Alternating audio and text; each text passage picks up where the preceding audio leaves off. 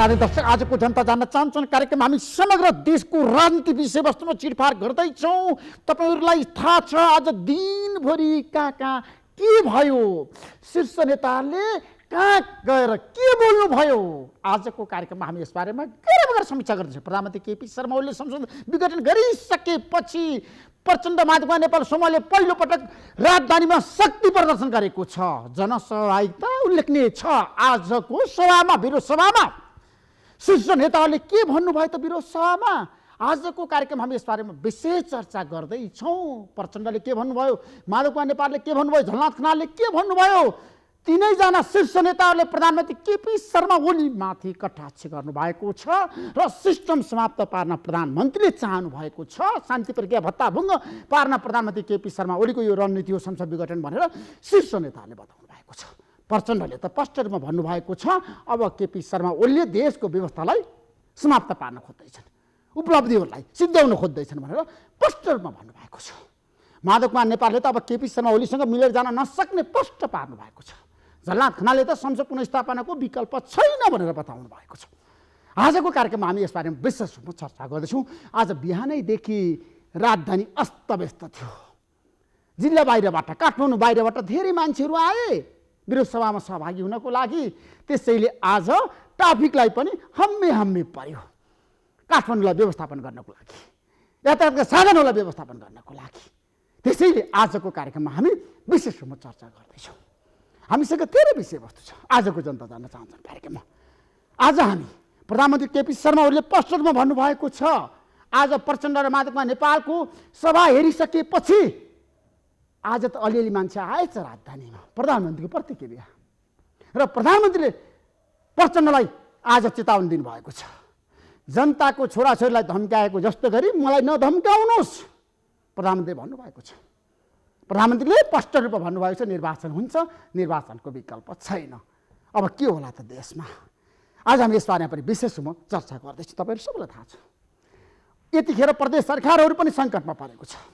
प्रदेश नम्बर 1 देखि हामी 7 नम्बर प्रदेशको इतिवृत्तान्त बताउन चाहन्छौँ। बागमती प्रदेशमा त आज मुख्यमन्त्री डोरमणि पौडेलको विरुद्धमा अविश्वासको प्रस्ताव दर्ता भएको छ। अविश्वासको प्रस्तावमा अब साँच्चीकै कसले समर्थन गर्छ? नेपाली कङ्ग्रेस कता? आज बेलुका पनि कङ्ग्रेसका शीर्ष नेताहरूको बैठक भएको छ बुलालीले कण्ठमा, र अर्थमन्त्री विष्णु पौडेलले आज नेपाली कङ्ग्रेसका वरिष्ठ नेता रामचन्द्र पौडेललाई भेटेर भन्नुभएको छ बागमती प्रदेशमा हामीलाई साथ दिनु पर्यो। अब के गर्ला त कङ्ग्रेसले प्रचण्ड माधवकुमार नेपाल समूहलाई समर्थन गर्ला कि प्रधानमन्त्री केपी शर्मा ओलीलाई समर्थन गर्ला त? आजको कार्यक्रममा हामी यसबारेमा पनि विशेष रूपमा चर्चा गर्दैछौँ। हामीसँग धेरै विषयवस्तु छन् आजको जनता जान्न चाहन्छन् कार्यक्रममा। मैले बारम्बार भनेको छु हामी राजनीतिक, आर्थिक, सामाजिक, कूटनीतिक र अब मुलुक कता जान्छ भन्ने बारेमा पनि हामी विशेष रूपमा प्रत्येक दिन बहस गर्छौँ, र सबैको ध्यान सर्वोच्च अदालततिर यतिखेर केन्द्रित भएको छ। नेपाली जनताको ध्यान न्यायालयतिर छ, न्यायमूर्तितिर छ। आज पनि संसद विघटन सम्बन्धी मुद्दामा सर्वोच्चमा छलफल भयो। वरिष्ठ अधिवक्ताहरूले संसद विघटनको औचित्य नभएको र प्रधानमन्त्री केपी शर्मा ओलीको कदम असंवैधानिक भएको कुरा बताएका छन्, र सरकारले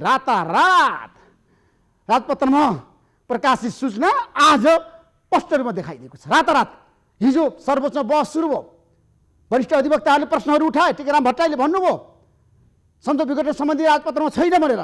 सरकारले आज रातारात छापेर पेश गरिसकेको छ।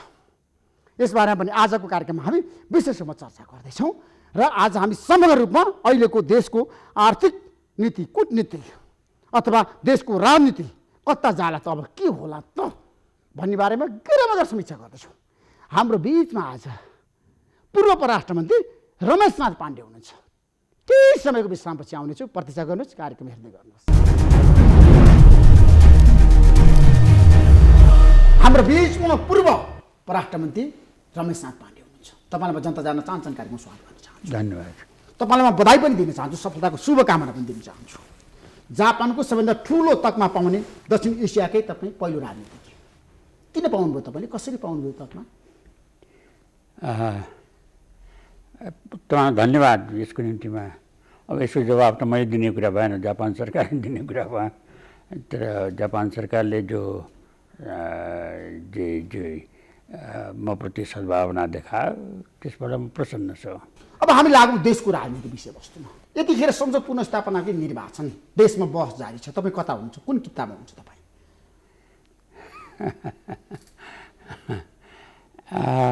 यो गम्भीर प्रश्न तपाईँले गर्नुभयो ऋषिजी, तर वास्तवमा नेपाली जनताले जान्न खोजेको प्रश्न यो होइन।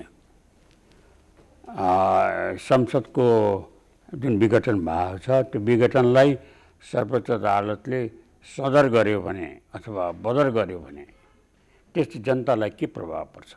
यसलाई अदालतले सदर गरिदियो भने फाइदा के, पुनर्स्थापना गर्दाखेरि देशलाई फाइदा होइन। अब त्यसको त्यो मूल्याङ्कन मैले गर्नुभन्दा महत्त्वपूर्ण कुरा ऋषि चाहिँ के हो भने नेपालमा यो पहिलो पटक संसदको विघटन भएको होइन। 26 वर्षमा 5 पटक संसदको विघटन भइसकेको छ। 2000 पहिलो पटक गिरिजाप्रसाद कोइरालाले बहुमतको हुँदाहुँदै संसदको विघटन गर्नुभएको थियो। त्यो बेलादेखि आजसम्म प्रत्येक विघटनहरूको कारण एउटै छ। त्यो कारण उहाँहरूको दलभित्रको कुरा नमिलेर भएको छ। नेपाली जनताले त्यसबाट के पाए त? यो नेपालको प्रत्येक पटकको विघटन संसदको विघटन हुनु भनेको प्रजातन्त्रमा काल पल्किएको भनेको हो। काल किन प्रत्येक पटक पल्किरहेछ नेपालमा? त्यो काललाई पन्छाउने उपाय किन गरिएन? नेपालमा प्रजातन्त्रलाई किन सुरक्षित तुल्याइएन? किन जुन कारणले हिजो विघटन भयो त्यो कारणको पुनरावृत्तिलाई किन रोकिएन? त्यसको प्रश्न नेपाली जनताले खोजिरहेको छ। त्यसको प्रश्न नेपाली जनताले खोजिरहँदाखेरि मेरो प्रश्न कहाँनिर छ सुन्नुहोस् है। अहिलेको अवस्थामा तपाईँलाई म एकदम गहिरोमा गएर समीक्षा गर्न पनि आग्रह गर्न चाहन्छु। जनता जान्न चाहन्छ, मलाई के बताउनुहोस् भन्दाखेरि हाम्रो देशमा संसद विघटन भइसकेपछि प्रजातन्त्र सङ्कटमा परेको हो। त्यसमा यसपटकको यो संसद विघटनले सँगै लोकतान्त्रिक गणतन्त्र धरापमा पर्यो भने तपाईँको निष्कर्ष? प्रजातन्त्र सङ्कटमा परेको छ। र आज तपाईँको जुन जुलुस निस्कियो नेपाल कम्युनिस्ट पार्टीको, त्यो जुलुसमा लागेको नारामा राष्ट्रिय स्वाधीनताको रक्षा गरौँ भन्ने नारा लाग्यो। जुन देश इतिहासको प्रारम्भदेखि, जुन देश मानव सभ्यताको प्रारम्भदेखि स्वतन्त्र भएर बसेको छ, त्यो देशको सुरक्षित रहेको छ, त्यो देशको स्वाधीनतामा रक्षा गरौँ भन्ने नारा आज किन लाग्यो? त्यसले देशलाई जुन खतरा देखाइराखेको छ, देश सङ्कटमा छ भनेर बताइराखेको छ, त्यो स्वयंले बताइराखेको छ। यो प्रश्न, तपाईँको प्रश्नको जवाब त्यो कुराले नै दिइराखेको छ। होइन, तपाईँले भन्नुभयो संसद विघटन भइसकेपछि 2051 सालदेखि अहिलेसम्म इतिहासलाई हामीले हेर्ने हो भने, निहाल्ने हो भने सिस्टम कमजोर भएको छ भनेर तपाईँले भन्नुभयो। पर प्रजातन्त्रमाथि नै तपाईँको काल पल्किराखेको छ। काल कसरी पल्किरहेछ प्रजातन्त्रमाथि? कसरी पल्कियो भन्दा प्रत्येक पटक बहुमत, जनताले बहुमत दिए कुनै पार्टीलाई, कुनै बेला संयुक्त सरकार बनायो भने कुनै बेलामा एउटा पार्टीलाई करिब करिब 2/3 बहुमत दिए। जनताले सामूहिक विवेकबाट सकेसम्म राम्रो निर्णय दिएका छन्। त्यो निर्णयलाई सम्हाल्न सकिराखेको छैन। नेपालमा प्रजातन्त्र असफल भएको होइन। नेपालमा नेपाली जनता प्रजातन्त्रको लागि अयोग्य ठहरिएका होइनन्। नेपालका नेताहरू प्रजातन्त्रको लागि अयोग्य ठहरिएका छन्। नेपाली जनता नेपालका नेतृत्वबाट ठगिएको छ। नेपालको प्रजातन्त्रलाई नेपालका नेताहरूले असफल तुल्याएका छन्। मूल प्रश्न त्यो हो। त्यो प्रश्नको जवाब नखोजेको हुनाले पटक पटक संसद विघटन हुने घटना दोहोरिरहेको छ र प्रत्येक विघटनले देशलाई कमजोर बनाइराखेको छ। तपाईँलाई थाहा छ नेपालको संविधान 2072 को कुरा गर्ने हो भने प्रधानमन्त्रीले संसद विघटन गर्न सक्दैन भनेर स्पष्ट रूपमा भनेको छ। 5 वर्षको लागि प्रधानमन्त्री हो नि त अहिले केपी शर्मा ओली त। उहाँले संसद विघटन गर्नुभयो, किन गर्नुभयो? यसका पछाडिका पाटाहरूको बारेमा तपाईँले केलाउनुभयो, रहस्यहरू पत्ता लगाउनु? पहिलो कुरा तपाईँ के भने केपी ओलीजीले विघटन किन गर्नुभयो, संविधानको कुन दफाले के गर्छ भन्ने इत्यादि जुन प्रश्न छ, त्यो प्रश्नको जवाब राजनीतिक व्यक्तिले दिने होइन।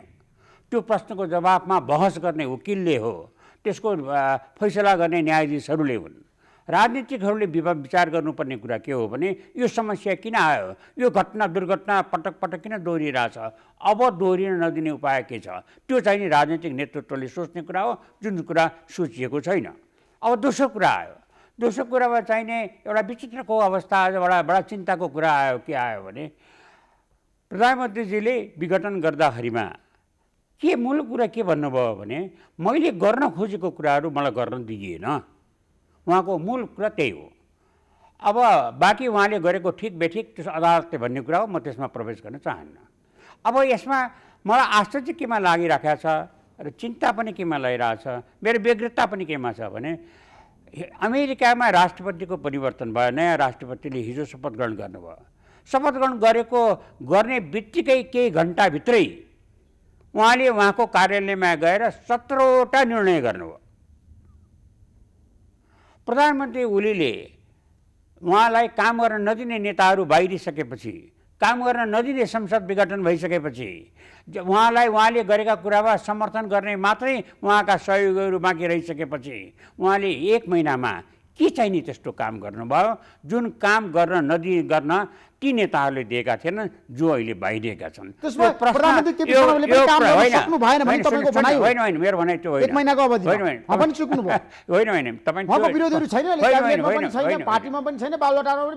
होइन, तपाईँको मूल मेरो कुरा नै पुरा गराउन दिनुहोस्। पुरा के हो भनेदेखि चाहिँ त्यो जनइतिहासले उहाँलाई केपी ओलीलाई यो प्रश्न गरिरहन्छ कि त्यस्तो के चाहिने गर्न चाहनु भएको थियो तपाईँले, जुन कुरा गर्न यिनीहरूले दिएर त्यो कुरा 1 महिनामा तपाईँले केही पनि गर्नुभएको छैन। समय नपुगेर, व्यवस्था नमिलिसकेर, तयारी नपुगेर के कारणले त्यो सोधिरहेछन्, त्यसको जवाब पर्खिरहेका छौँ। रमेशजी, तपाईँले एउटा गम्भीर र मार्मिक कुरा उठान गर्नुभयो।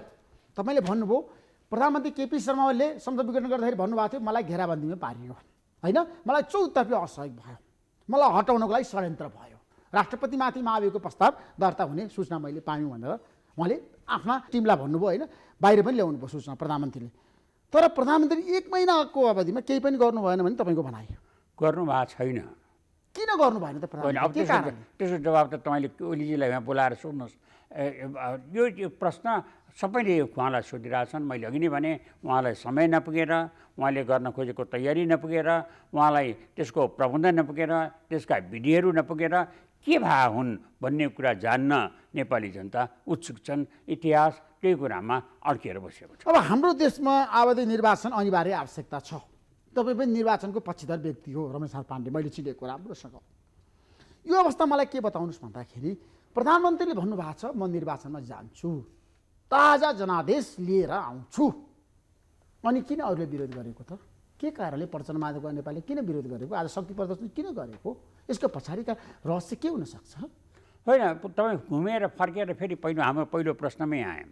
त्यो पहिलो प्रश्न के भने प्रत्येक पटक विघटन हुँदा सत्तामा बसेको दलभित्रको विवादले भएको छ र त्यसपछि त्यो समस्या चाहिने, त्यो रोग चाहिने दोहोरिरहेको छ। पहिले पनि दोहोरिएको थियो, हिजो पनि दोहोरियो, आज पनि दोहोरिरहेको छ। त्यो दोहोरिएको कारण के हो भनेदेखि राजनीतिक नेताहरू, तपाईँ र म जस्ता पर्यवेक्षकहरू पनि वकिल र न्यायाधीशकै लेख जस्तै यो पक्ष र विपक्षमा विभाजित भयौँ। पक्ष र विपक्षमा वकालत गर्ने काम वकिलको हो, फैसला गर्ने काम न्यायाधीशको हो। राजनीतिक नेताहरूले बसेर यो रोग किन दोहोरियो, यो काल किन नेपालको प्रजातन्त्रमा पल्किराखेको छ, यसलाई रोक्ने उपाय के छ, प्रजातन्त्रलाई सुरक्षित पार्ने कसरी नेपाललाई राजनीतिक स्थायित्व दिने, कसरी नेपाललाई आफ्नो गन्तव्यतिर लिएर जाने भन्ने बारेमा छलफलै भएन। आजसम्म पनि छलफल भएको छैन। विघटन भएको 1 महिना बितिसक्यो, आजसम्म पनि कसैले यसको बारेमा छलफल गरेका छैनन्। त्यसले त डर के भयो भने विघटनलाई अदालतले सदर गरे पनि बदर गरे पनि यो रोग त फेरि बल्झिने भयो। यो रोग बल्झिएर कहिलेसम्म यो मुलुकलाई कमजोर तुल्याउने? त्यस निम्ति प्रश्न के हो भने, यसको समाधान के हो भने यो रोगको निदान हुनुपर्छ। कसरी हुने त यो रोगको निदान? समाधान के त रमेश पाण्डेजी बताउनु, साथ जनता जान्न चाहन्छन्। त्यसको जवाब दिनलाई नेताहरूले जवाब दिनुपर्छ, किनभने त्यो दायित्व नेपाली जनताले मलाई दिएका छैनन्। म चिन्तित पार्न हुने मलाई उपाय दिएका छन्, प्रश्न सोध्ने उठाउने कुरा गरेका छन्, विश्लेषण गर्ने अधिकार दिएका छन्, जुन म गरेर तपाईँको मार्फतबाट नेपाली जनतालाई बताइराखेका छु।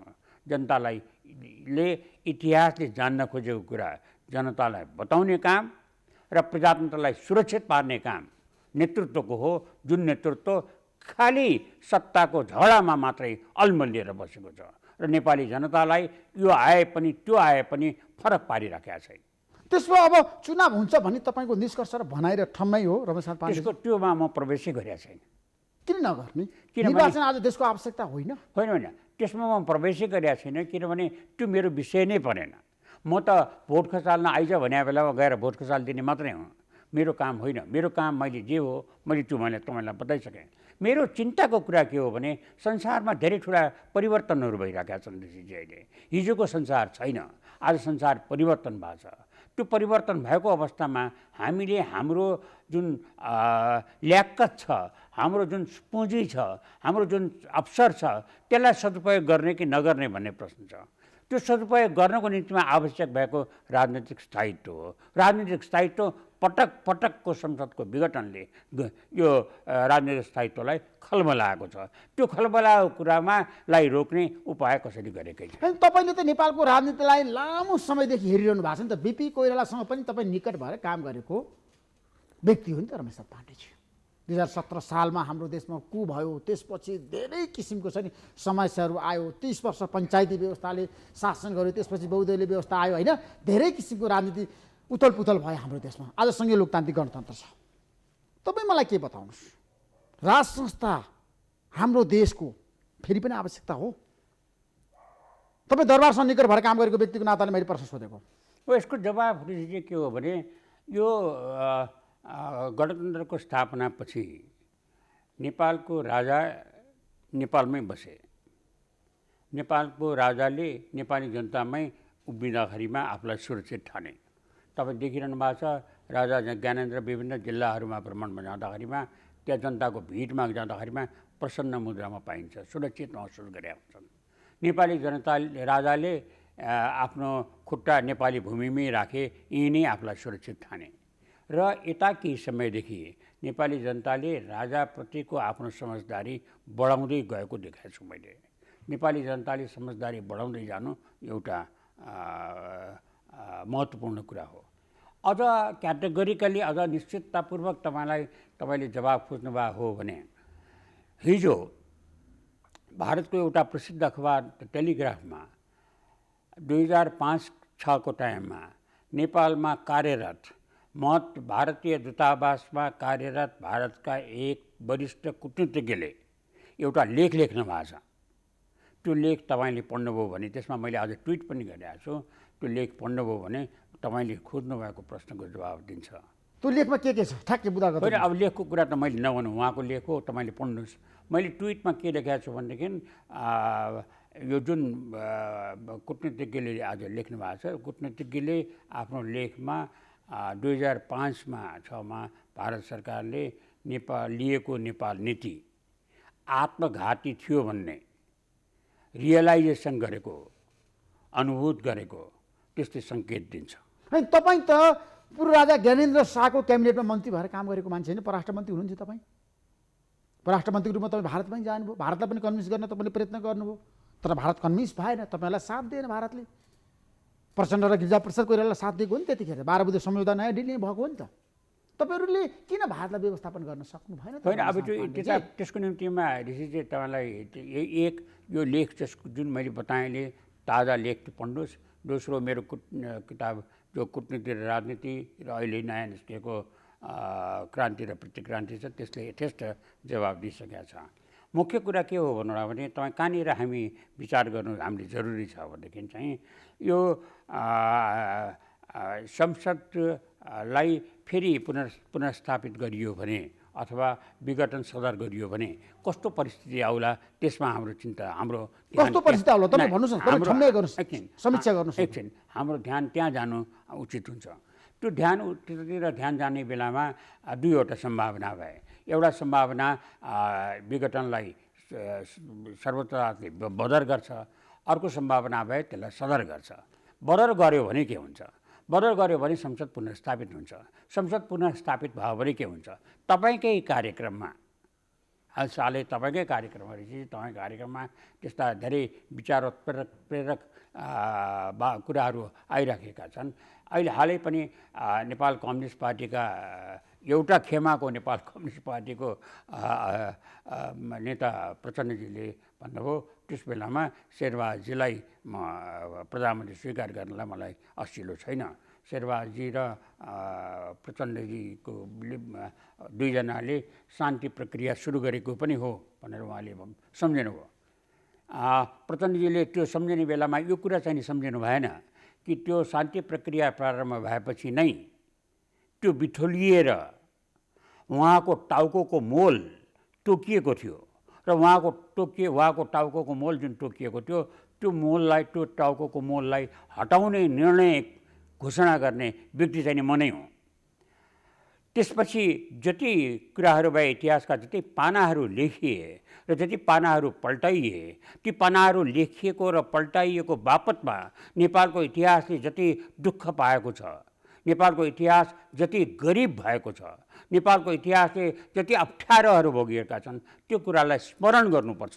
त्यो स्मरण गरियो भने र त्यसका कारणहरूलाई फेरि दोहोरिन नदिने प्रण गरियो भने, व्यवस्था गरियो भने मलाई लाग्छ एउटा समस्या समाधान हुन्छ। दोस्रो कुरा छ यो संसदको विघटनलाई बदर गरिदियो, सदर गरिदियो सर्वोच्चले र चुनाव भयो भने के हुन्छ? चुनाव भयो भने हामी फेरि फर्केर स्क्वायर वानमै जाने हो। हामीले फेरि चुनाव हुन्छ, एउटा पार्टीले बहुमत ल्याउँछ अथवा केही पार्टीहरू मिलेर सरकार बन्छन्, हामी फेरि अस्थिरताकै भूमिमा जाने हौँ। त्यस निम्ति यो देशले खोजेको अस्थिरता हो। त्यसमा संसद पुनर्स्थापनाले पनि देशमा निकास दिँदैन। शेरबहादुर प्रधानमन्त्री बन्दाखेरि पनि तपाईँले भन्नुभयो होइन, कोही पनि प्रधानमन्त्री व्यक्ति होइन। शेरबहादुरजी मेरो मित्र हुनुहुन्छ, उहाँ प्रधानमन्त्री हुँदा म व्यक्तिगत रूपमा खुसी नै होला। मूल कुरा के हो भने नेपालको समस्याको समाधान त्यो होइन, को प्रधानमन्त्री हुने भन्ने समस्याको समाधान होइन। संसद पुनर्स्थापना नेपालको राजनीतिक समाधान होइन, होइन त्यो पनि होइन। ठ्याक्कै भन्नुहोस् है। ठ्याक्क चाहिने कुरा के हो भने ठ्याक्क के हो भने नेपालको संसदको पुनर्स्थापन अथवा आम चुनाव दुवै अहिलेको परिस्थितिमा यो त्यसको कारण समाधान नगरिकन हुने, त्यो जुन कारणले संसद विघटन भयो त्यो कारण नहटाइकन, जुन कारणले प्रजातन्त्रमा काल पल्केको छ त्यो काललाई नपन्साइकन संसद विघटन सदर गरे पनि बदर गरे पनि नेपालको पीर हट्दैन।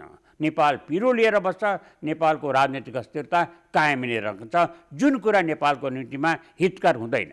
त्यो समस्याको समाधान के त? तपाईँले भन्नु संसद पुनर्स्थापना नै होइन, निर्वाचन पनि। अब कसरी हाम्रो देशमा अहिलेको राजनीतिक सङ्कट समाधान हुन्छ त?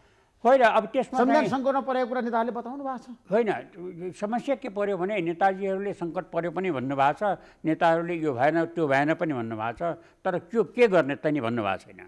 मूल कुरा के हो, हाम्रो प्रजातन्त्रमा आएको मूल कुराको मूल कमजोरी के हो भने हामी जनताप्रति उत्तरदायी भएनौँ। हामीले जो सत्तामा आए पनि त्यो सत्तामा आउनेहरूले जनताप्रतिको उत्तरदायित्वलाई वहन गरेनन्। उनीहरूले आफूलाई हेरे, आफ्ना नातागोतालाई हेरे, आफूलाई आफ्ना अतिरिक्त जो तृष्णाहरू होलान्, धन कमाउने र शक्ति सँगै आर्जन गर्ने, त्यसमा हेरे होलान्, तर देशप्रति उनीहरूले हेरेनन्। परिणाम के भने अहिले मैले तपाईँलाई बताएँ, यो कोरोना भाइरसकै समयमा तपाईँले विचार गर्नुभयो भने कोरोना भाइरसको यो महामारीले जनतामा उत्पीडित छ, जनता आतंकित छ, जनता राज्यबाट संरक्षण पाइरहेको छैन।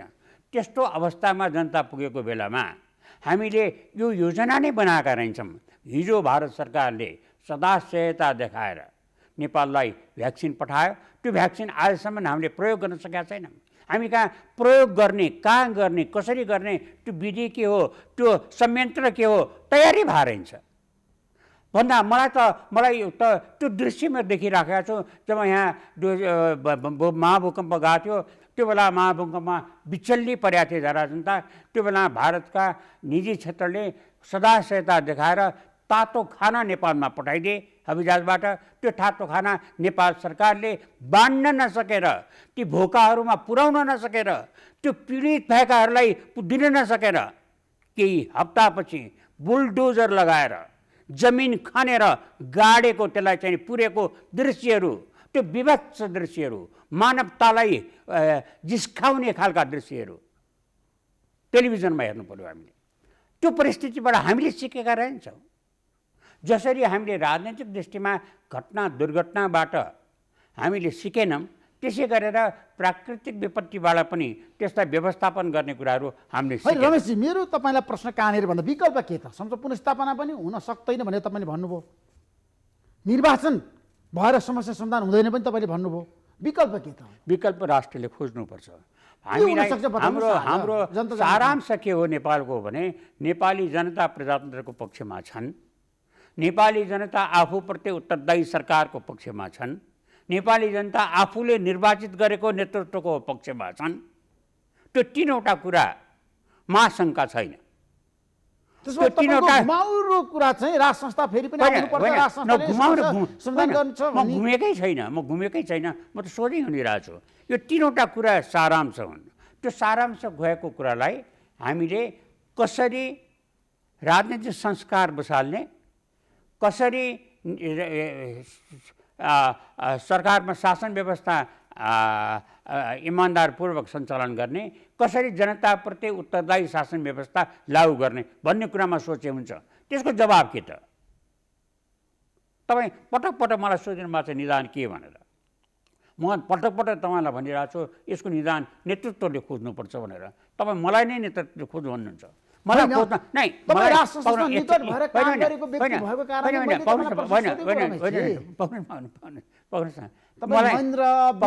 ज्ञानेन्द्र शाह सबैसँग काम गरेको व्यक्ति हो नि, होइन? पाउनुहोस् न, तपाईँ मलाई निदान खोज भन्नुभइरहनु भएको छ। निदान खोज्ने क्रममा हामीले प्रष्ट एकचोटि आँखा खोलेर तपाईँको टेलिभिजनको स्क्रिनलाई हेर्नुहोस्।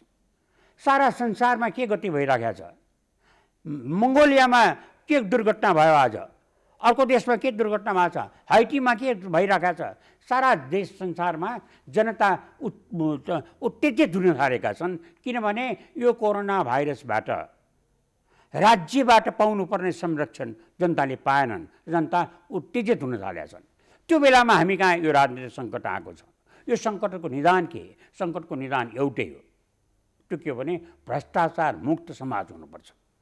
कोरियामा तपाईँले देख्नुभयो, दक्षिण कोरियामा यो राष्ट्रपतिलाई पूर्व राष्ट्रपतिलाई जेल लगेर भन्छ, त्यो पूर्व प्रधानमन्त्रीलाई जेल लगेर भन्छ। फलाना अर्को देशमा हेर्नुहोस्, हरेक देशमा कोही पनि इम्युन छैन, कुनै पनि मुक्त हुन सकेका छैन कानुनबाट।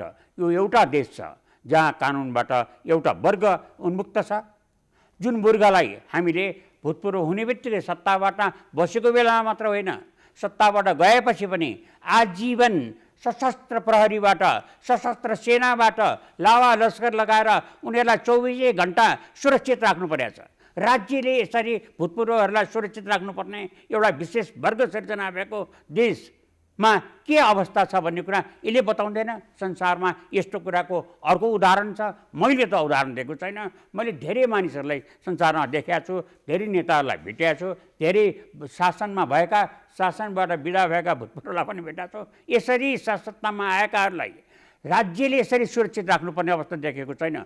त्यसले के बताउँछ भनेदेखि चाहिँ हाम्रो शासन व्यवस्थामा ठुलो गम्भीर त्रुटि छ।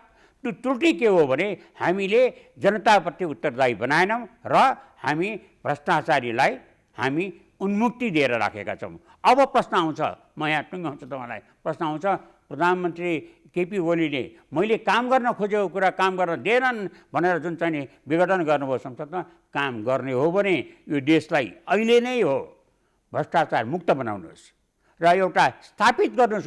भ्रष्टाचारीहरूलाई जेल हाल्नुपर्छ म भन्दिनँ, मेरो काम होइन त्यो कुरा, त अदालतको काम हो। मेरो काम त मैले त के भने चाहिँ जनतालाई आश्वस्त पार्नुहोस्। अब जुन भोलि सरकार बन्ला, चुनावपछि अथवा पुनर्स्थापित पछि त्यो सरकार जनताप्रति उत्तरदायी हुन्छ, एउटा संस्कार नेपालमा को स्थापना हुन्छ, जुन संस्कारले प्रत्येक सरकार जनताप्रति उत्तरदायी हुने परम्परा। तपाईँ प्रधानमन्त्री केपी शर्मा ओलीको कदमको पक्षमा देखिनुभयो होइन? अब तपाईँको परिभाषा हो त्यो कुरा। म पक्ष र विपक्ष दुईटैमा होइन, शब्द विघटनको पक्षमा तपाईँ आउनुभयो नि त? होइन, पक्ष विपक्ष दुईटैमा म होइन, किनभने मैले पक्ष अथवा विपक्षमा जानुपर्ने अवस्थै छैन, त्यो मेरो कामै होइन।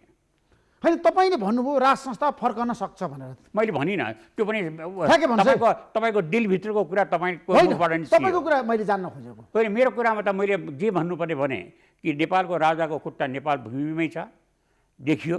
जनता राजामा जाँदाखेरिमा राजा जनतामा जाँदाखेरिमा सुरक्षित महसुस गर्छन् भन्ने देखियो र नेपाली जनताको राजाप्रतिको समझदारी बढेको देखियो। तीनवटा कुरा मैले भनेको हुँ। बाँकी कुरा ऋषिजी तपाईँको मनका कुरा आइरहेछ। विकल्प छैन भने भन्छ नि त मान्छे, व्यवस्था त संस्थागत भइसक्यो नि। होइन, प्रजातन्त्रको विकल्प छैन, गणतन्त्रको विकल्प छैन। होइन संहिताको विकल्प होइन, सुन्नुहोस् न, गणतन्त्र भनेको प्रजातन्त्रको एउटा पार्ट हो। संहिता भनेको विधि हो। संहितालाई प्रजातन्त्रसँग नजोडिदिनुहोस्। प्रजातन्त्र नभएका देशमा पनि संहिता होला, संहिता भएको देशमा पनि प्रजातन्त्र हुँदैन। त्यसनिम्ति मूल कुरा प्रजातन्त्र नै हो, जहाँ जनताप्रति उत्तरदायी सरकार, जनताले निर्वाचित गरेको, जनताले हटाउन सक्ने सरकार हुन्छ। त्यो प्रजातन्त्रको पक्षमा नेपाल छ, नेपाली जनता छन् भन्ने कुरा पटक पटक त्यसलाई प्रमाणित भइसकेको छ। फेरि त्यसको पुष्टि गरिरहनु पर्ने आवश्यकता छैन। होइन, हाम्रो देशमा प्रजातन्त्र बलियो हुनुपर्छ, प्रजातान्त्रिक मूल्य र मान्यतामा सबै हिँड्नुपर्छ। रमेशनाथ पाण्डेजी, जनताको मत छ। देशमा धेरै आन्दोलनहरू भयो, आन्दोलनलाई हामीले छ नि संस्थागत गर्न धेरै संविधानहरू पनि निर्माण गऱ्यौँ। अहिलेको यो संविधान छ नि हाम्रो देशमा सङ्कटमै पर्यो। होइन, अब दुर्भाग्यवश सङ्कटमा परेको छ। यसको बारेमा सत्तामा भएका दल फुटेको छ, सत्तामा नभएको प्रमुख प्रतिपक्षी सुतेर बसेको छ। अर्को विकल्प छैन, तत्काल विकल्प निस्किन सक्ने अवस्था हुँदैन।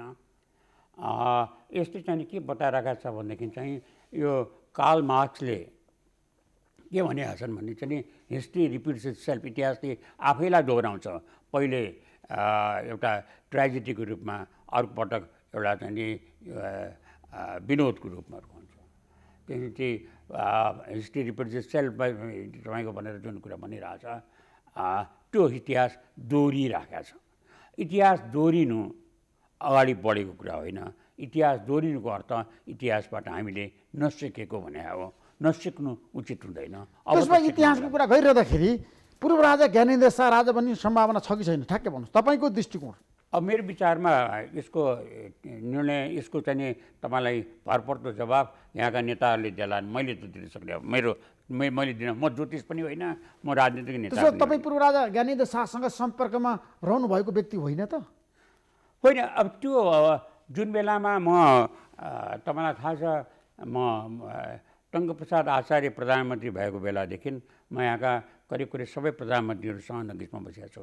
कयौँ प्रधानमन्त्रीसँग साथमा बसेको छु। गिरिजाप्रसाद कोइरालाको क्याबिनेटमा पनि म मन्त्री थिएँ। त्यसमा विभिन्न समयमा म बसेर काम गरेको छु। ती काम गरेका कुराहरू इतिहास हुन्। आज हामी कुरा गरिरहेछौँ आजको अवस्थाको बारेमा, भोलि आउन सक्ने खतराको बारेमा। यो दुईवटा कुरामा हामी विचार गरौँ। र हामीले एउटा कुरा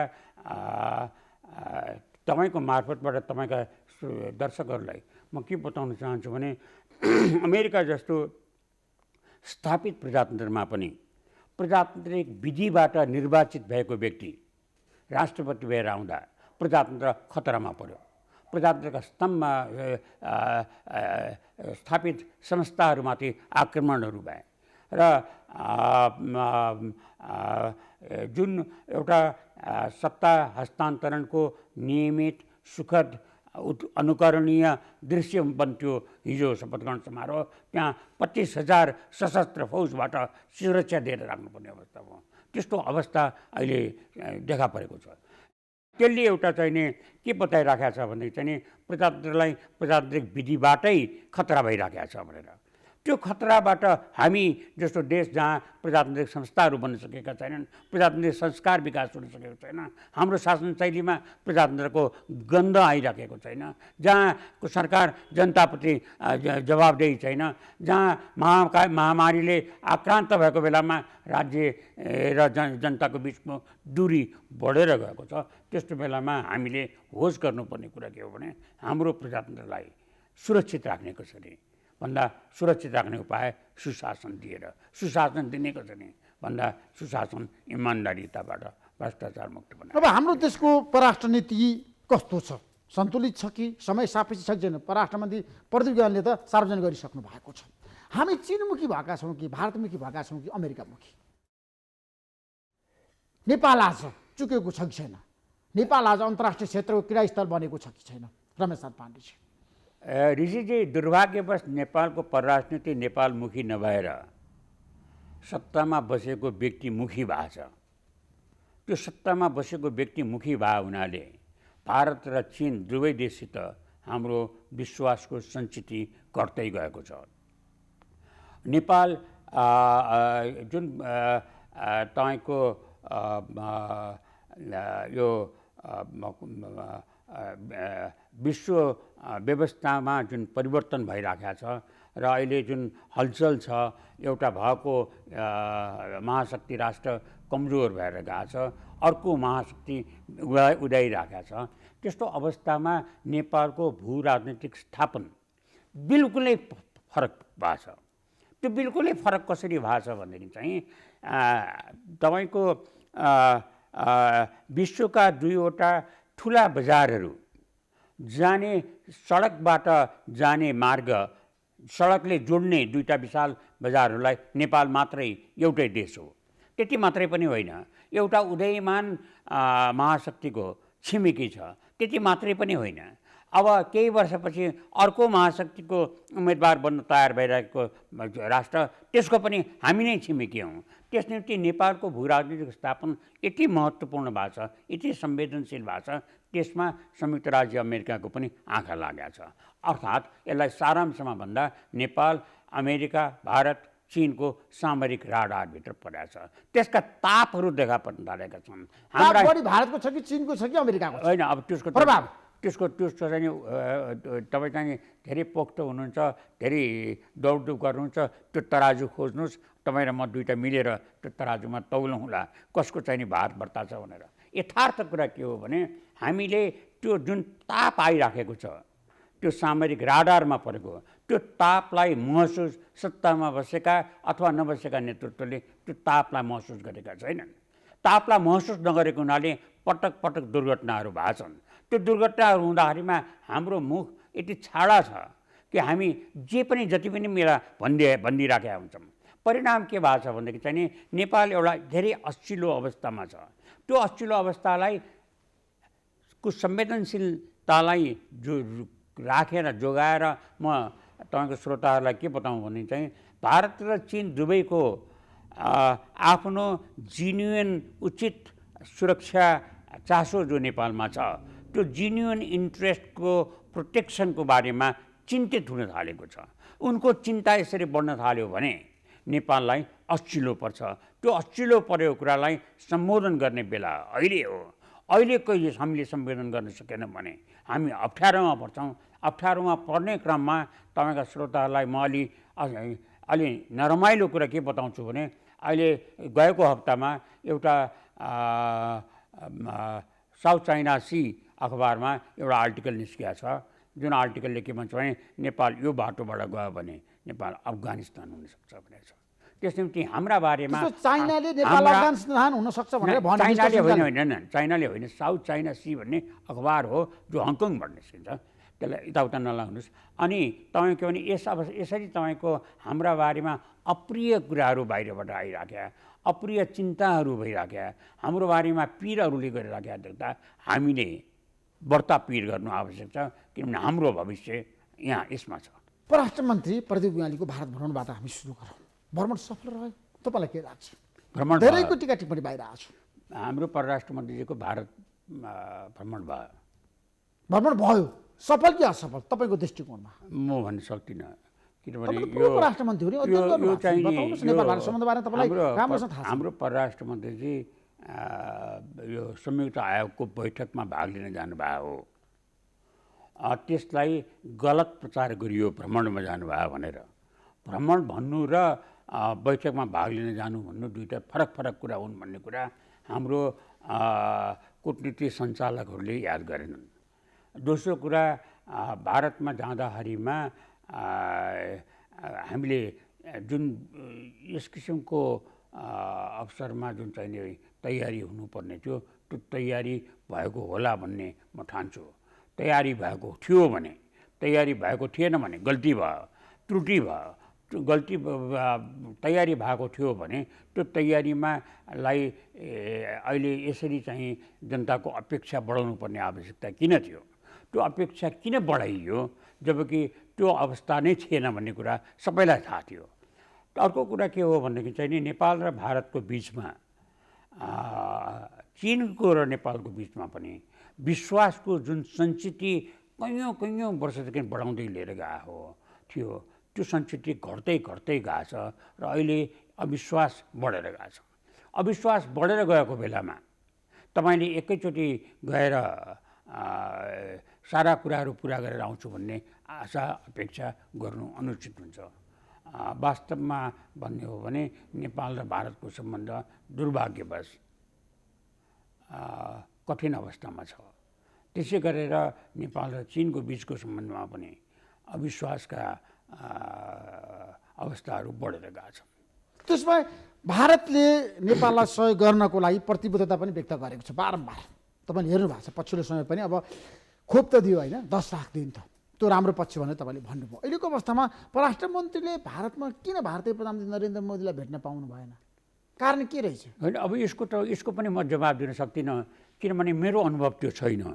मेरो अनुभव त के छ भने प्रोटोकललाई नाघेर पनि म जाँदा चिनका राष्ट्रपतिले मलाई भेट्नु भएको थियो। प्रोटोकललाई नाघेर पनि भारतका प्रधानमन्त्रीले मलाई पटक भेट्नु भएको थियो। त्यसमा भन्न सक्दिनँ किन उहाँहरूलाई भेट्नु भएन उहाँले भनेर। मेरो चाहिँ चासो, मेरो चिन्ता चाहिँ के हो भने नेपाल र भारत दुवै देशले धेरै राम्रा अवसरहरू गुमाएको छ।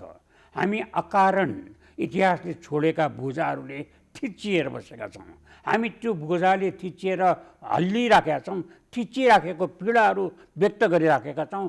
त्यो पीडा व्यक्त गर्ने सिलसिलामा हामीले वातावरणलाई दूषित बनाइराखेका छौँ। तर त्यो इतिहासले छोडेको बोझा छ, त्यो बोझालाई डस्टबिनमा फालिदिने, त्यसलाई मिल्गाइदिने र नयाँ प्रारम्भ गर्ने बाटोमा हामी हिँडेका छैनौँ। नयाँ बाटोमा हिँड्नको निम्तिमा एउटा अपूर्व अवसर समयले दिएको थियो जब भारतमा एउटा अत्यन्तै शक्तिशाली करिब 2/3 बहुमत भएको सरकार बन्यो। नेपालमा ठिक त्यही बेलामा अत्यन्तै शक्तिशाली 2/3 बहुमत भएको सरकार बन्यो र त्यो एकदम उपयुक्त समय थियो। पास्ट ब्यागेजेसलाई हामीले मिल्काएर नयाँ प्रारम्भ गर्ने र नेपाल र भारतलाई दुवै देशको समान हितमा नयाँ दिशामा लिएर जाने उपाय थियो। त्यो समय दुर्भाग्यवश खेर गयो। त्यो समय खेर गएको हुनाले अबको अवस्थामा तपाईँ र म बसेर चिन्ता गर्ने बेला हो। तर यसको समाधान यसरी हुँदैन। त्यो सम्बन्ध राम्रो भयो, नेपाल भारत सम्बन्ध आइस ब्रेक भयो, वार्ता त भयो नयाँ दिल्लीमा दुवै पक्षको बिचमा। होइन, अहिले त तपाईँको टेम्परेचर यति फरक भएको छ कि बरफ त झन् जम्दै गएको देख्छु म। बरफ यसरी चाहिने आइस ब्रेक हुने अवस्था बनिसकेको छैन। आइस ब्रेक गर्नको निम्तिमा वातावरणमा न्यानोपन प्रारम्भ हुनुपर्छ। अनि त्यो वातावरणमा न्यानोपन बढ्दै गएपछि अनि आइस बिस्तारै पग्लिँदै जान्छ। वातावरणमा त न्यानोपनै छैन। अहिले त तातो छ, हेर्नुहोस् त कस्तो लुगा लगाएर बसेका छौँ हामी। यहाँ हिटर बालिरहनु भएको छ तपाईँले कोठामा। त्यसो भए नेपाली राजनीतिमा चिनको चासो बढ्यो, तपाईँलाई थाहा छ। नेपाल कम्युनिस्ट पार्टीलाई एकीकरण गराउनको लागि चिनले महत्त्वपूर्ण भूमिका निर्वाह गर्यो। प्रचण्डले पनि मसँग जनता जान चाहन्छन् कार्यक्रम भन्नुभएको थियो। एकीकरण गराउनको लागि चिनको भूमिका थियो। अब चिनले नेपाल कम्युनिस्ट पार्टी फुटिसकेपछि जुटाउनको लागि पनि पहल गर्यो। चिनिया पछि आयो, उच्च स्तरीय प्रतिनिधि मण्डल काठमाडौँ आयो, शीर्ष नेताहरूलाई भेटे, मिलेर जानुपर्छ भने मिल्न सकेन। नेपाल कम्युनिस्ट पार्टीका शीर्ष नेताहरू एक आपसमा अहिले पानी बाराबारको अवस्थामा छन्। प्रचण्ड र केपी शर्मा ओलीको बिचको कुरा गर्नुहुन्छ भने, अभिव्यक्तिहरू सुन्नुहुन्छ भने, हेर्नुहुन्छ भने त उहाँहरू आज यस्तो किसिमको युटर्न हुनुभयो नि होइन विरोधको कुरा गर्दाखेरि। अब मलाई ठ्याक्कै बताउनुहोस्, चिनले नेपाल कम्युनिस्ट पार्टीलाई फेरि मिलाउन सक्छ? खोइ त्यो जादुको छडी छ कि छैन थाहा छैन चिनसित मलाई। तर वास्तवमा यसको आवश्यकता नेपाललाई कम्युनिस्ट पार्टी मिलाउने र फुटाउने काममा, अथवा अरू कुनै पार्टीलाई फुटाउने र मिलाउने काममा, अथवा दुईटा विपरीत ध्रुवका पार्टीहरूलाई मिलाएर सरकार बनाउने काममा विदेशी हस्तक्षेपको आवश्यकता नेपाललाई छैन। तर नेपाली जनता नै नेपाली जनता नै यथेष्ट छन्। नेपाली जनताले आफ्नो सामर्थ्य समयमा देखाएका छन्। जसलाई मन परेका छैन त्यो पार्टीलाई दण्ड दिएका छन्, जसलाई मन परेका छन् त्यसलाई काँधमा बोकेर सत्तामा पुर्याएका छन्। त्यसले त्यो नेपाली जनताको काम हो कुन पार्टीलाई के अवस्थामा कसरी पुर्याउने भन्ने कुरा। त्यसमा वैदेशिक हस्तक्षेप को आवश्यकता नेपाललाई छैन। नेपाल तर वैदेशिक हस्तक्षेप त नेपालमा भइरहेछ नि रमेश पाण्डे। होइन, कुरा के छ भने जुन बेलामा चीनले त स्पष्ट रूपमा भनेको हो नि त, चिनिया राजदूतले त अझै पनि भनिरहनु भएको छ। जुन बेलामा राष्ट्रपति विद्यादेवी भण्डारीलाई भेटेर मिल्नुहोस् है, मिलाउनुहोस्। ऋषिजी, जुन बेलामा तपाईँ र तपाईँको श्रीमती घरमा बसेर मिल्नुहुन्छ, तपाईँका छोराछोरीहरू मिलेर बसिया हुन्छन्, त्यो बेलासम्म सबै कुरा राम्रो चल्या हुन्छ। जुन बेला मिल्नुहुन्न त्यो बेलामा छिमेकीले पहिले झ्याल खोलेर सुन्छ, त्यसपछि पर्खालमा आएर हेर्छ, त्यसपछि तपाईँको घरमा आएर तपाईँलाई सिकाउन थाल्छ, त्यसपछि तपाईँहरूको मुद्दा फैसला गर्न थाल्छ। त्यो मुद्दा जब फैसला गर्न थाल्छ, दुर्भाग्यका दिनहरू त्यहाँ प्रारम्भ हुन्छन्। त्यो दुर्भाग्य प्रारम्भ भएपछि दुर्भाग्यको अन्त हुँदैन। इतिहास धेरै अप्ठ्यारो बाटोबाट हिँड्न थाल्छ। त्यो हिँड्न नजाओस् भन्नको निम्तिमा म अघिदेखि तपाईँसँग एउटै कुरा गरिराखेको छु। जुन कारणले नेपालको प्रजातन्त्रमा काल पल्टिएको छ, त्यसलाई हटाउने कुरालाई प्राथमिकता दिउँ। त्यसलाई हटाइसकेपछि अब यो दुर्घटना दोहोरिँदैन भन्ने कुरा निश्चित गरिसकेपछि अनि हामी जसरी गए पनि केही फरक पर्दैन, जसले सरकार बनाए पनि फरक पर्दैन, जो प्रतिपक्षमा बसे पनि फरक पर्दैन। त्यसो भए अब अमेरिकामा नयाँ राष्ट्रपति आउनु भएको छ, नेपाल नीतिमा केही फरक पार्ला कि नपार्ला रमेश पाण्डेजी? मुद्दागत रूपमा बताउनुहोस् न, तपाईँले चिनेको अहिलेको राष्ट्रपति कस्तो व्यक्ति हुनुहुन्छ?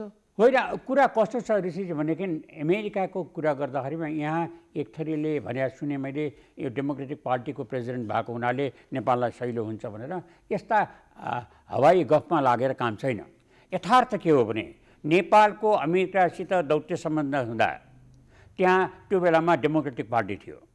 नेपालमा अमेरिकी राजदूतावास स्थापना हुँदा अमेरिकामा रिपब्लिकनको गभर्मेन्ट थियो। नेपालको प्रथम निर्वाचित प्रधानमन्त्रीलाई अमेरिकाको रिपब्लिकन प्रेसिडेन्टले भेटेका थिए। नेपालका दुईवटा राजाहरूलाई अमेरिकाको राजकीय भ्रमणमा निमन्त्रण गर्दाखेरिमा दुवै पटक रिपब्लिकन राष्ट्रपति थिए। नेपालको पहिलो राजालाई बोलाएर अमेरिकाको कङ्ग्रेसमा भाषण गराउँदाखेरिमा अमेरिकामा रिपब्लिकन गणतन्त्रका प्रेसिडेन्ट थिए। त्यस निम्ति यो प्रश्न के हो भने त्यो अमेरिकामा नेपालको दृष्टि, नेपाल कुन चाहिँ पार्टीको सरकार राष्ट्रपति छ भन्ने कुराबाट नेपाल नीति त्यस्ता प्रभावित हुँदैन। हामीले सम्झनुपर्ने कुरा के हो भने अमेरिका महाशक्ति राष्ट्र हो। यसको स्वार्थहरू, उसका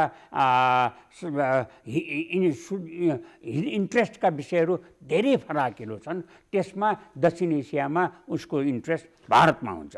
भारतमा इन्ट्रेस्ट हुन्छ भने अर्थ के हो भने त्यसमा नेपालको नीतिलाई पनि भारतीय आँखाबाट हेर्छ अमेरिकाले। त्यो भन्न खोज्नु भएको नेपाल नीति आज अमेरिकाको लागि चाहिँ भारत निर्भर हो होइन ऋषिजी। त्यसमा पछि जाउँला, अहिले तपाईँ आँखाले नहेर्नुहोस्, कानले सुन्नुहोस् मात्रै, पछि म भन्नुलाई यसको बारेमा। मूल कुरा के हो भने बाइडेनले भाइस प्रेसिडेन्ट हुँदाखेरिमा के भनेका थिए भने भारत र अमेरिकाको सम्बन्ध 21औं शताब्दीको परिभाषित गर्ने सामरिक सम्बन्ध हो भनेका थिए। त्यसको अर्थ के हो भन्ने कुरा हामीले बुझ्नुपर्छ। एक। दुई कुरा के हो भने चाहिँ अमेरिका महाशक्ति राष्ट्र भएको हुनाले र अमेरिका र भारतको बिचको सम्बन्धमा धेरै सामरिक सम्बन्धहरू, धेरै निकटता बढ्दै गएर संलग्नता बढ्दै गएको हुनाले त्यो चाहिँ रियलिटी हो। त्यो रियलिटीबाटलाई अगाडि बढ्दाखेरिमा नेपाललाई र उसको अमेरिकाको राइभल शक्ति चाहिँ चीन हो। त्यो राइभल शक्ति चीन भएको हुनाले भारतप्रति उसको बढ्ता सफ्ट कर्नर हुन्छ, भारतसँग उसको बढ्ता नजिकको सम्बन्ध हुन्छ, भारतसँगबाट ऊ बढ्ता प्रभावित हुन्छ। त्यस निम्ति नेपाललाई हेर्ने दृष्टिकोण हिजो पनि अस्ति पनि अमेरिकाको भारतको आँखाले नै नेपाल हेर्थ्यो, आज पनि भोलि पनि भारतकै आँखाबाट हेर्छ। अब यसमा नेपाल नीतिमा आमूल परिवर्तन हुँदैन। मैले भने तपाईँलाई त्यसको कुनै हुँदैन। यो चाहिँ नि तपाईँ नेपालप्रति सद्भावना रहन्छ, महाशक्ति राष्ट्र भावनाले नेपालमा संलग्नता हुन्छ। नेपाल अमेरिकाको सामरिक राडारमा परेको छ। तर यहाँ याद गर्नुपर्ने कुरा के भने हामी बढ्ता उत्तेजित हुनुपर्ने कारण छैन, हामीले बढी अपेक्षा गर्नुपर्ने आधार छैन। हामीले याद के गर्नुपर्छ भने भारत र अमेरिकाको बिचमा सम्बन्ध निकटताको छ। भारत र अमेरिका र चीनको बिचको सम्बन्धमा प्रतिस्पर्धा बढ्ता छ। त्यस क्रममा आगामी जुन महिनामा अमेरिकाका नयाँ राष्ट्रपति र प्रधानमन्त्री नरेन्द्र मोदीको लन्डनमा भेट हुँदैछ। त्यो भेटमा उहाँहरूको बिचमा कसरी जान्छ केमिस्ट्री उहाँहरूको पहिले नै बनिसकेको छ दुईटाको बिचमा कसरी जान्छ त्यसलाई हामीले वाच गर्नु आवश्यक छ।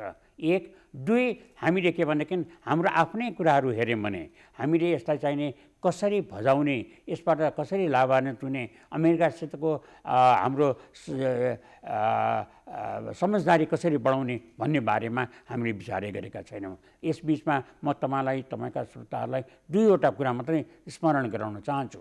अमेरिकामा जुन बेलामा राष्ट्रपति जोन्सन डेमोक्रेटिक पार्टीका राष्ट्रपति जोन्सन राष्ट्रपति हुनुहुन्थ्यो उहाँले व्हाइट हाउसको लनबाट उभिएर उहाँले के भन्नुभएको छ भने नेपालको भविष्य अमेरिकाको भविष्य हो भन्नुभएको छ। जुन बेलामा रिपब्लिकन पार्टीका राष्ट्रपति हुनुहुन्थ्यो रेगन जो उहाँले त्यही व्हाइट हाउसको त्यही लनमा उहाँले बोल्दाखेरिमा उहाँले के भन्नुभएको थियो भने चाहिँ Nepal is a neighbour of United States in the other parts of the globe भूमण्डलको अर्को भागमा नेपाल अमेरिकाको छिमेकी हो भन्नुभएको छ। त्यसले जुन चाहिने अमेरिकाको नेपालप्रतिको दृष्टिकोण देखाएको छ त्यसमा नेपालको भौगोलिक अवस्थिति भारत र चीनको सम्बन्धको कारणले कति प्रभाव परेको छ त्यसलाई हामीले कसरी उपयोग गर्न सक्यौँ हामीले त्यसबाट कति लाभान्वित हुन सक्यौँ त्यसलाई कति संयमतापूर्वक हामीले ग्रहण गऱ्यौँ भन्ने कुरा प्रश्न तपाईँ नेतृत्वसँग सोध्नुहोस्। तर इतिहासले सम्झाउने कुरा के हो भने इतिहासले एउटा कुरा सम्झाउँछ हाम्रा नेताहरूलाई त्यो कुरा चाहिँ म यहाँ उल्लेख गर्न चाहन्छु। अहिले तपाईँले नै मलाई सम्झाउनु भयो। त्यो के हो भने यो दोस्रो विश्वयुद्धको तयारी भइराखेको थियो। त्यो दोस्रो विश्वयुद्धको तयारी भइराखेको बेलामा त्यस बेलाको महाशक्ति राष्ट्र बेलायतले एउटा विशेष दूत नेपाल पठायो। त्यो विशेष दूत नेपाल पठाउँदाखेरिमा दक्षिण एसियामा नेपाल मात्रै एउटै स्वतन्त्र राष्ट्र थियो भन्ने कुरा हेक्का राख्नुहोस्। त्यो विशेष दूत आएर त्यस बेलाका प्रधानमन्त्री युद्ध संशयलाई भेटेर उसले के भन्यो भने बेलायतमाथि विपत्ति आएछ हामी युद्धमा जान लागेका छौँ हामीलाई तिमीले सैनिक सहायता दिनु पर्यो भनेर। सैनिक सहायता दिनुभएपछि युद्ध संशयले तत्काल निर्णय गरे र तिमीलाई मैले 20 पल्टन नेपाली सेना तिम्रो पक्षमा लड्नलाई पठाइदिने भएँ भनेर। दूत विशेष दूत अत्यन्त प्रसन्न भयो। प्रसन्न भएपछि युद्ध संशयले एउटा प्रश्न सोधे। प्रश्न भने तर मलाई एउटा कुरा बताऊ के तिमीहरू पनि परेको बेलामा आफ्नो मित्रलाई यसै गरेर सहयोग गर्छौ? त्यसको जवाफमा विशेष दूतले भनेका छन् देशले हामीले परिस्थिति हेरेर हाम्रो आवश्यकता हेरेर निर्णय गर्छौँ र त्यो कुरा त्यो अहिले म भन्न सक्दिनँ। त्यसको अर्थ ऋषिजी के हो भने हाम्रा नेताजीहरूले याद गर्नुपर्छ विदेशीहरूको स्वार्थ मात्रै हुन्छ नेपालमा। विदेशीहरूले आफ्नो स्वार्थको हित स्वार्थ पुरा गर्नुको निम्ति मात्रै नेतृत्वलाई हातमा समात्ने हुन् अँगालो मार्ने हुन् गालामा तपाईँको ल्याप्स गर्ने हुन् तपाईँको अङ्कमाल गर्ने हुन् उनीहरूलाई वाहवाही गर्ने हुन्। स्वार्थ सिद्धेपछि बिर्सिन्छन्। त्यस निम्ति नेपाली जनता के एक्सपेक्ट गर्छ भने नेपालको नेताहरूले हामी यो नेपालको भौगोलिक अवस्थितिलाई बुझेर यसको सामरिक संवेदनशीलतालाई बुझेर अगाडि जानुहोस्। विदेशीले माया गर्यो विदेशीले मलाई कानमा बोक्यो भन्ने कुरामा हेर्मा नलाग्छ। त्यसो एमसीसी पारित हुन्छ हुँदैन नेपालतिर अमेरिकाको ध्यान त केन्द्रित भएको छ नि होइन र? थाहा छैन त्यो चाहिँ त हाम्रो नेताजीहरूलाई सोध्नुहोस् किनभने त्यसको मतदाता म होइन। तपाईँले दुईवटा पुस्तक प्रकाशित गरिसक्नु भएको छ कूटनीति राजनीति र कान्ति प्रतिकान्ति। अब के लेख्दै हुनुहुन्छ तपाईँ ठ्याक्कै भन्नुहोस् नेपाली जनतालाई। यो मैले दुईवटा कुरा ऋषिजी हामीलाई आवश्यक छ। एउटा चाहिँ के भनेदेखि इतिहासको निरन्तरतालाई हामीले स्वीकार गर्नुपर्छ। इतिहासको अनुभवलाई हामीले जोगाएर राख्नुपर्छ। हामीले अघिल्लो अर्को नयाँ पुस्तालाई प्रशिक्षित गर्दै लिएर जानुपर्छ। एउटा यस्तो पुस्ता नेपालमा उदाइराखेको छ जो अध्ययनशील छ जो जागरुक छ जो समर्पित छ जसको भिजनरी छ जो जसको निम्तिमा जेसुकै पनि गर्न तयार जेसुकै त्याग्न पनि तयार त्यस्तो एउटा युवा पुस्ता तयार भएर गएको छ जो हतारी राखेको छ राष्ट्रको नेतृत्व दिनलाई। त्यो पुस्तालाई हामीले हाम्रा अनुभवहरूको सङ्गालो उनीहरूलाई दिनुपर्छ। उनीहरूसँग अनुभव छैन त्यो अनुभव उनीहरूले यसबाट हासिल गर्छ। त्यसको निम्ति मैले दुईवटा किताब लेखेका हुन्। तेस्रो बारेमा चाहिँ म अहिले मेरो चिन्तन केमा छु म तयारी केमा लागेको छु भने नेपाल एउटै देश हो जुन देशले एउटा अपूर्व अवसर अहिले पाएको छ। त्यो अपूर्व अवसर के हो भने दुईवटा विश्वका सबभन्दा ठुलो दुईवटा बजारको मा यो लाइन लिङ्क भएको एउटा मात्र देश छ। त्यो देशले र एउटा महाशक्ति राष्ट्रको छिमेकी छ। अर्को महाशक्ति बन्ने तयारीमा रहेको राष्ट्र पनि हाम्रो छिमेकी छ। त्यसबाट लाभान्वित भएर हामी नेपाललाई दक्षिण एसियाको शक्ति केन्द्रमा कसरी स्थापित गर्न सक्छौँ, कसरी नेपाललाई हाम्रा पुर्खाले जुन सुरक्षित सम्मानित राष्ट्र हामीलाई दिएका थिए त्यसलाई अझ बढ्ता सुरक्षित अझ बढ्ता सम्मानित कसरी बनाउन सक्छौँ, त्यसमा के त्यसका पक्षहरू छन् त्यो कुरा नयाँ पुस्ताले जान्नु जरुरी छ भनेर त्यसको बारेमा म लेख्ने कोसिस गरिरहेको छु। Thank you so much Rameshchandra Pandeji, महत्त्वपूर्ण समय दिनुभयो। तपाईँलाई म धेरै धेरै धन्यवाद दिन चाहन्छु। नमस्कार।